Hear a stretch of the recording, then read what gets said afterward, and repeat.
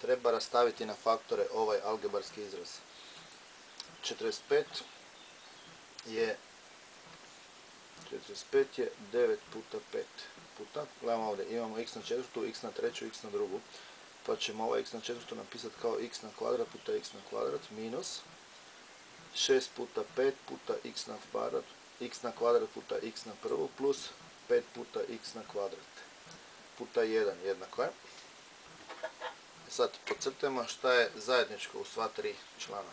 Znači imamo 5, 5, 5, imamo x na kvadrat, x na kvadrat, x na kvadrat.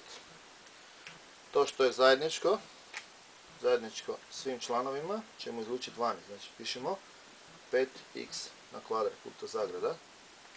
U zagradu pišemo ono što nismo podcrtali. Znači u prvom članu je to 9x na kvadrat minus, u drugom članu je to 6x i u trećem članu je to plus 1. Znači ovdje je važno da ovih 5x na kvadrat napišemo kao 5 puta x na kvadrat puta 1, tako da ga ne bi tu zaboravili u rastavljanju.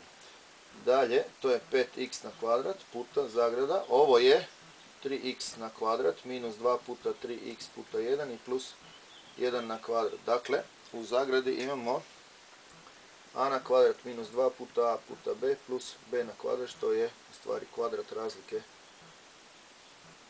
a minus b na kvadrat.